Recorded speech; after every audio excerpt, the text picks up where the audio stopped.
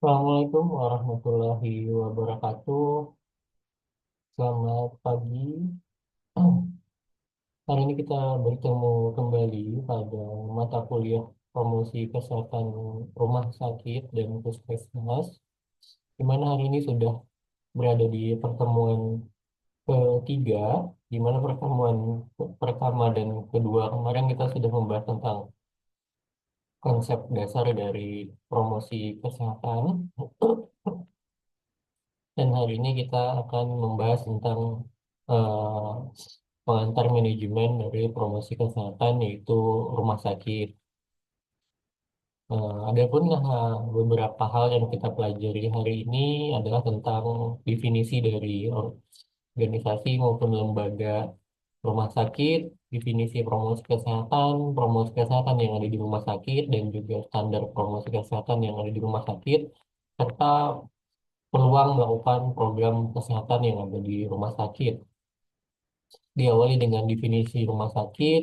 Menurut Susan Johnson pada tahun 1976 menyatakan bahwa rumah sakit yang pada awalnya adalah suatu lembaga yang bersifat charitable atau kedermawanan untuk merawat pengungsi atau memberikan pendidikan bagi orang-orang yang kurang beruntung ataupun miskin, maka eh, bergeser definisinya dari WHO yang menyatakan bahwa rumah sakit adalah bagian integral dari suatu organisasi sosial dan kesehatan dengan fungsi menyediakan pelayanan yang sifatnya komprehensif, pelayanan paripurna, penyembuhan penyakit, pencegahan penyakit kepada masyarakat, dan juga rumah sakit juga merupakan pusat pelatihan bagi tenaga kesehatan dan pusat penelitian medis bagi rumah sakit dengan tipe-tipe tertentu ya Bapak dan Ibu.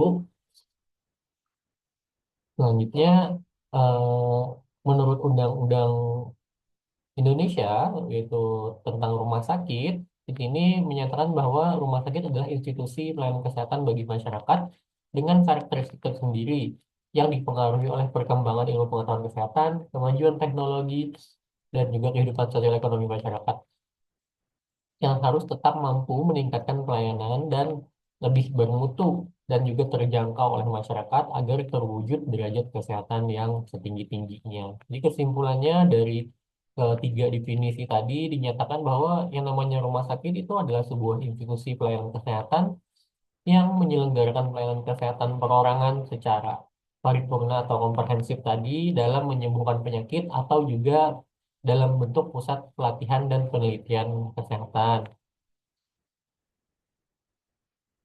Nah, kita masuk ke definisi dari promosi kesehatan. Menurut Kemenkes pada tahun 2017, promosi kesehatan adalah upaya yang dilakukan oleh tenaga kesehatan untuk dapat meningkatkan derajat kesehatan masyarakat agar dia mampu menolong dirinya sendiri dalam meningkatkan derajat kesehatan keluarganya. Jadi promosi kesehatan kegiatannya bersumber dari masyarakat dan didukung oleh kebijakan yang berwawasan publik atau berwawasan kesehatan. Menurut ya Tirai Hati, ia menyatakan pada promosi kesehatan juga merupakan proses memampukan individu maupun kelompok agar dapat meningkatkan derajat kesehatan masyarakat, agar dapat berdaya dan juga mandiri dalam upaya kesehatannya sendiri. Ya. Nah, lalu dari kedua definisi tersebut, ada khusus sebuah Kementerian Kesehatan menyatakan bentuk upaya promosi kesehatan yang dilaksanakan di lembaga yaitu rumah sakit tadi. Kalau promosi kesehatan yang di rumah sakit atau yang disingkat itu adalah PKRS adalah segala upaya yang dilakukan oleh rumah sakit agar dapat meningkatkan derajat kesehatan. Jadi sasarannya di sini yaitu pengunjung, pasien, keluarga, dan juga kelompok masyarakat yang ada di sekitar rumah sakit. Jadi berbeda dengan puskesmas yang memang memiliki sasaran masyarakat dengan wilayah kerja yang cukup luas. Sementara di rumah sakit karena memiliki potensi manusia dan juga sumber daya yang bisa dimanfaatkan untuk bisa dilakukan edukasi kesehatan, yaitu tadi ada pengunjung, ada pasien maupun keluarga pasien, maka sebuah upaya edukasi atau peningkatan derajat kesehatan juga dilaksanakan di rumah sakit. Menurut Permenkes RI nomor 44 tahun 2018 tentang penyelenggaraan promosi kesehatan rumah sakit, proses pemberdayaan pasien, keluarga pasien, sumber daya manusia maupun pengunjung rumah sakit dan juga masyarakat sekitar rumah sakit itu berperan aktif dalam proses asuhan untuk mendukung perubahan perilaku dan lingkungan serta menjaga meningkatkan kesehatan menuju pencapaian derajat kesehatan yang optimal. Jadi pelibatan mereka di sini juga menjadi upaya kita orang kesehatan untuk meningkatkan kembali derajat kesehatan masyarakat yang ada di Indonesia. Jadi eh, rumah sakit bukan hanya bertanggung jawab pada pengobatan maupun kuratif saja, tapi juga memiliki tanggung jawab untuk meningkatkan derajat kesehatan yang ada di sana. Secara keseluruhan dapat disimpulkan bahwa promosi kesehatan di lembaga atau institusi rumah sakit adalah proses memampukan, memberdayakan, dan memandirikan masyarakat maupun individu melalui pembelajaran dari atau oleh bersama di institusi pelayanan kesehatan, menyelenggarakan pelayanan kesehatan perorangan secara paripurna, mendukung perubahan perilaku, serta menjaga meningkatkan kesehatan dan juga menuju pencapaian derajat kesehatan yang optimal. Pada dasarnya sama tujuan dari promosi kesehatannya, tetapi hanya saja di sini menekankan kepada si institusi rumah sakit tadi itu. Standar promosi kesehatan yang ada di rumah sakit berdasarkan peraturan yang ada, ya, di mana rumah sakit sendiri itu paling tidak dia memiliki regulasi maupun kebijakan tentang manajemen rumah sakit. Dan juga adanya kajian kebutuhan masyarakat rumah sakit, pemberdayaan masyarakat rumah sakit, tempat kerja yang bersih, aman, dan sehat, dan juga ada bentuk kerjasama maupun kemitraan. Peluang melaksanakan promosi kesehatan yang ada di rumah sakit itu dibedakan menjadi dua, yaitu kegiatan dalam gedung dan juga kegiatan luar gedung. Kalau di dalam gedung itu ada promosi kesehatan pada ruang pendaftaran maupun administrasi. Yang kedua ada promosi kesehatan dalam pelayanan rawat jalan, dan yang ketiga ada promosi kesehatan dalam pelayanan rawat inap bagi si pasien.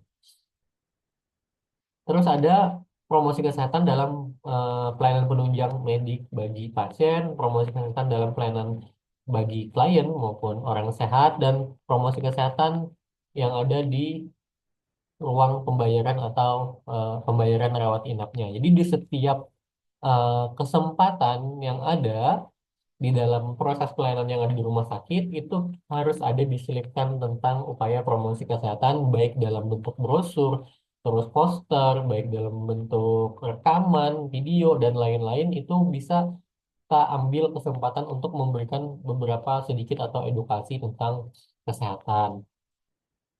Promosi kesehatan dalam gedung di sini mana di sini contoh kegiatan dan juga yang bisa dilakukan menjadi dua, yaitu ada intervensi promosi kesehatan berfokus kepada pasien dan keluarga, adanya kegiatan pemberian informasi dan edukasi, adanya media komunikasi, informasi, dan juga edukasi. Ini adalah bentuk intervensinya tadi bisa dalam bentuk media atau dalam bentuk pemberian informasi secara langsung. Tapi karena pemberian informasi atau edukasi secara langsung biasanya membutuhkan waktu yang lama dan juga rumah sakit itu membutuhkan administrasi yang sangat cepat, maka misalnya hanya menggunakan media informasi atau edukasi yang lain, misalnya dalam bentuk brosur, majalah, atau dalam bentuk video edukasi yang diputarkan pada ruang tunggunya. Selanjutnya, intervensi juga dilakukan pada SDM rumah sakitnya. Jadi adanya program promosi kesehatan sebagai tindak lanjut asesmen kebutuhan SDM rumah sakit. Terlaksananya program promosi kesehatan untuk SDM rumah sakit, adanya program pencegahan penular bagi SDM rumah sakit termasuk infeksi pencegahan dari infeksi nosokomial itu sendiri.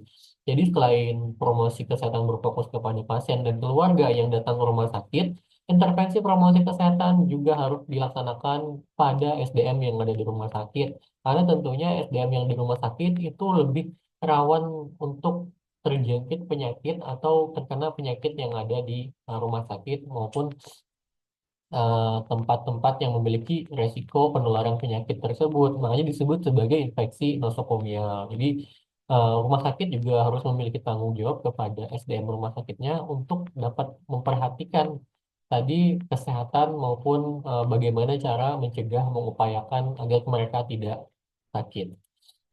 Selanjutnya ada kegiatan luar gedung, di mana promosi kesehatan itu bisa dilakukan di tempat parkir dalam bentuk spanduk atau pesan-pesan kesehatan yang bisa dibaca di luar gedung. Terus ada promosi kesehatan di taman rumah sakit, yakni taman-taman yang ada di depan, di samping maupun di dalam halaman. Bisa juga di kantin rumah sakitnya, ya. Terus promosi kesehatan di dinding luar rumah sakit yang biasanya dikasih tadi ya tulisan-tulisan besar tentang pesan-pesan kesehatan. Nah, di kantin juga, di warung maupun di kios-kios yang ada di kawasan rumah sakit. Yang kelima, ada promosi kesehatan di tempat ibadahnya yang tersedia di rumah sakit dan promosi kesehatan di pagar pembatas kawasan rumah sakit. Nah, itu yang berada di luar gedung. Sekarang tujuan promosi kesehatan di rumah sakit itu apa sih?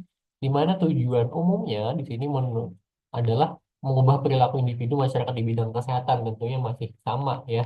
Tujuan dari promosi kesehatan itu menurut WHO, promosi kesehatan dibagi menjadi tiga tujuannya. Di mana tujuan khususnya adalah yang pertama, menjadikan kesehatan sebagai sesuatu yang bernilai bagi masyarakat, menolong individu agar mampu secara mandiri dan mendorong pengembangan penggunaan secara tepat sarana pelayanan kesehatan yang ada. Tujuan operasionalnya adalah agar orang memiliki pengertian yang lebih baik tentang eksistensi dan perubahan sistem dalam pelayanan kesehatan serta cara memanfaatkannya secara efisien dan efektif. Terus juga agar klien masyarakat memiliki tanggung jawab yang lebih besar pada kesehatan dirinya, keselamatan lingkungan maupun masyarakatnya. Agar orang ini juga melakukan langkah-langkah positif untuk mencegah terjadinya sakit, ya, mencegah berkembangnya sakit, menjadi lebih parah, terus mencegah ketergantungan melalui rehabilitasi.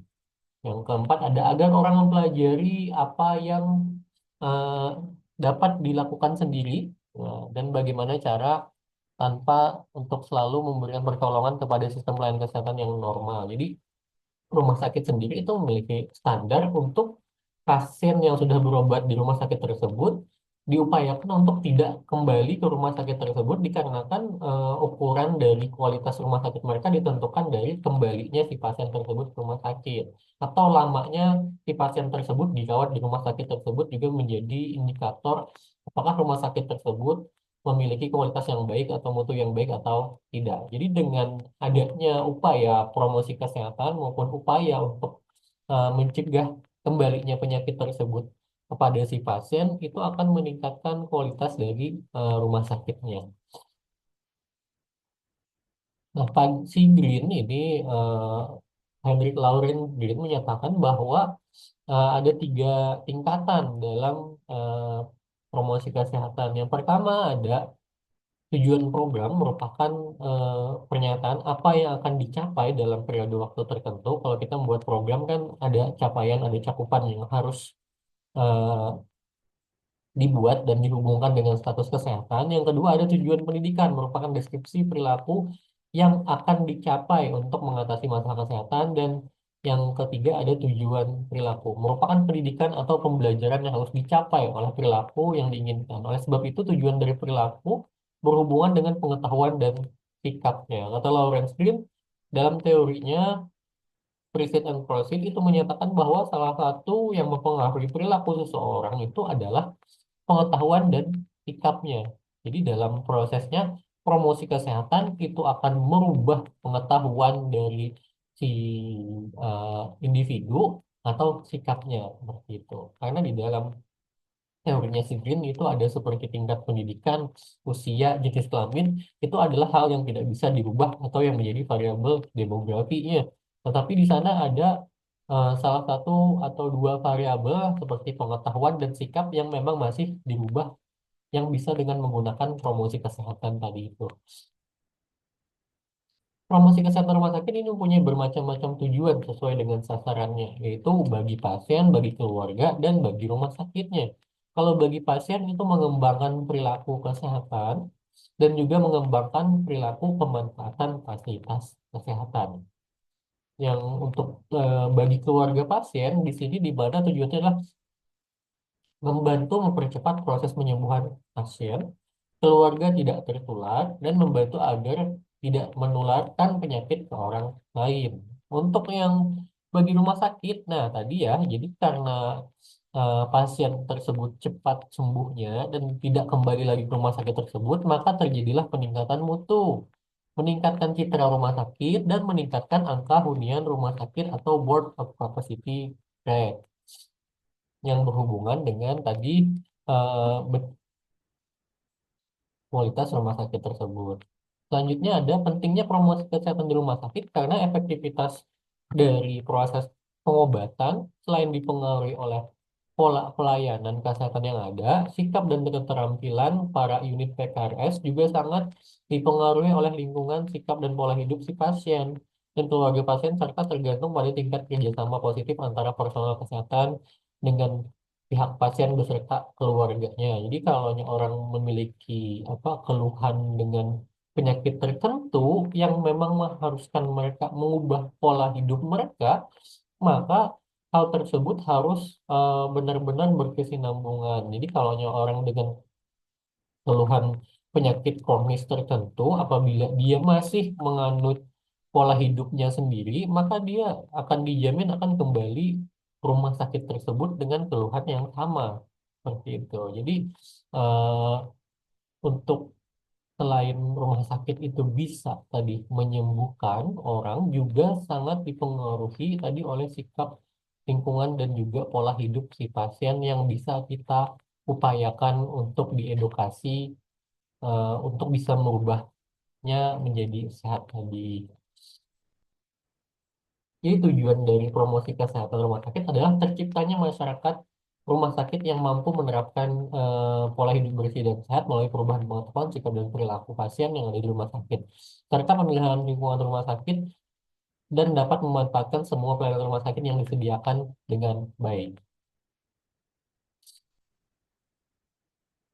Sasaran promosi kesehatannya di sini ada tiga dibedakan, ada primer, sekunder, dan tersier. Kalau yang primernya tentunya tadi si pasien mereka dapat diharapkan dapat merubah perilaku. Jadi kalau udah sehat tuh perilakunya juga berubah menjadi sehat gitu, bukan cuma badannya yang sehat tetapi perilakunya yang dirubah.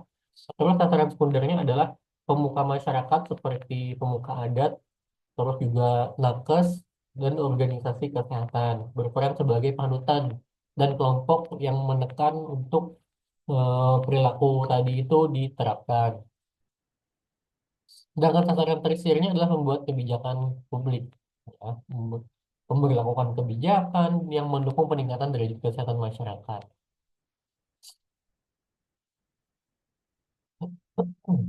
Nah, ini tadi adalah sasaran promosi kesehatan berdasarkan Kemenkes RI pada tahun 2011. Ini adalah sasaran Promkes RS menurut Polid pada tahun 2011.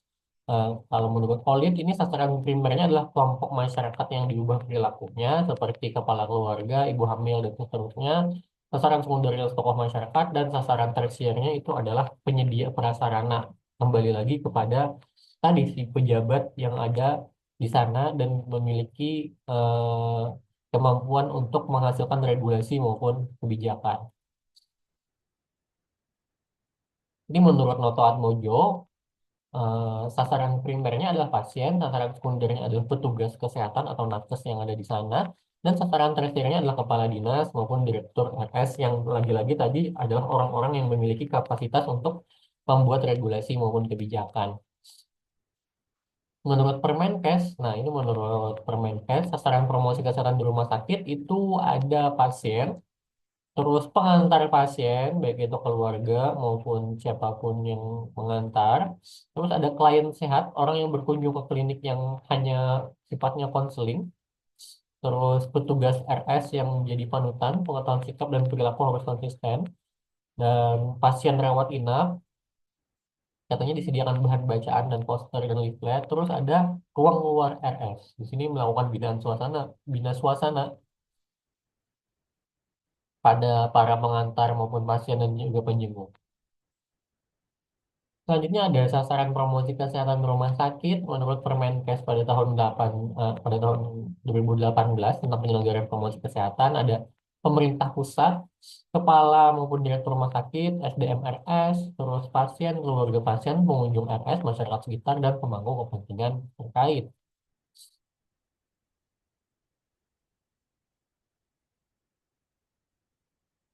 Nah, selanjutnya ada strategi promosi kesehatan di rumah sakit.